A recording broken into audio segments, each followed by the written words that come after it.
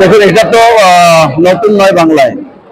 বাংলায় এরকম অস্ত্র ভান্ডার, এরকম দুষ্কৃতীর আঁকড়া এবং জঙ্গি কার্যকলাপ করার একটা আঁতুড়ঘর বানিয়ে রেখেছে মমতা ব্যানার্জি।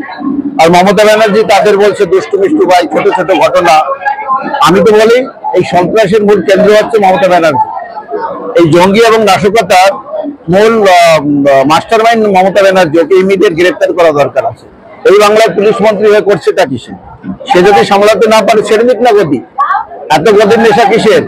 বাংলার মানুষকে সর্বনাশের গর্তে ঢেলে দিয়ে নিজে গতিতে বসে মজা করছে। বাংলার মানুষের জীবন নিয়ে সিনেমিনি খেলছে। শেখ শাহজাহানের মতন মানুষকে পুষে রেখেছে। লজ্জা করে না মুখ্যমন্ত্রী? বাংলা 25,000 চাকরি বাতিল হয়েছে। কাটমানি কে খেয়েছে? মুখ্যমন্ত্রী মমতা ব্যানার্জি জানে না?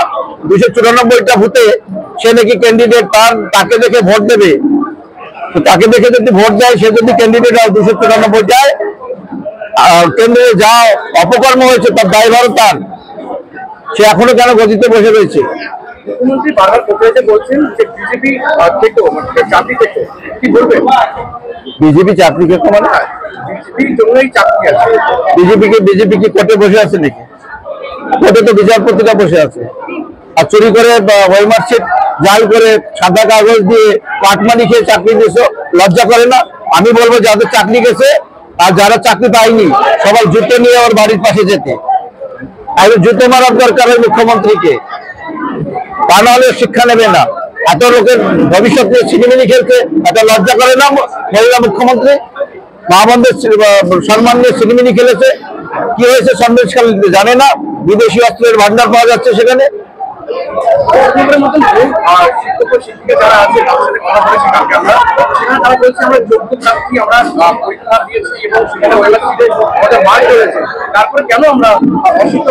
যারা যোগ্য প্রার্থী তারা আবার দ্বিতীয়বার চান্স পাবেন। তারা তাদের যোগ্যতা প্রমাণ করলে তারা চাকরি পাবে না, সেটা তো আদালত বলেছেন। কিন্তু যারা অযোগ্য, সে অযোগ্যদের চাকরি কি করে বল দেবে? যারা টাকা দিয়ে চাকরি পেয়েছে এবং যারা চাকরি টাকার বদলে দিয়েছে, সবগুলোকে জেলখানায় দেওয়া দরকার। আমাদের বাড়বে। তো সেই জায়গায় গিয়ে আমরা নিজেদের মধ্যে কিছু ছোট ভুল বোঝাবুঝি গাফিলতির কারণে আমি এখানকার অবস্থান আমি জেনেছি পরবর্তীতে কেন এই হার হয়েছে। আমরা হাবড়া অশোকনগর খুব আশা করেছিলাম কিন্তু 2021-এ জিততে পারিনি। তার জন্য আপনাদের অনেক জ্বালা যন্ত্রণা সহ্য করতে হয়েছে। আর নয়, এইবার সকলে হারের যে সাজা পেয়েছে তার থেকে শিক্ষা নিয়ে কোথায় কি খামতি আছে সেইগুলো সব রিকভারি করে আমরা কিভাবে জিতবো সেই লক্ষ্যে, সেই উদ্দেশ্যে আমাদের ছুটতে হবে, লড়তে হবে। তার জন্য আমাদের ভেদাভেদ মতপার্থক্য থাকতে পারে, আশীর্বাদ করবেন আমরা যেন সকলে একসঙ্গে এগিয়ে যেতে পারি। কৃষ্ণ হয়েছে শুধুমাত্র আগামী যে নির্বাচন, সেই নির্বাচনকে কেন্দ্র করে আমাদের সামনে বসে আছে আর একজন অনেক দিনের লড়াইয়ের সাথী আমাদের নামটা শিলাদি আছেন আমাদের জেলার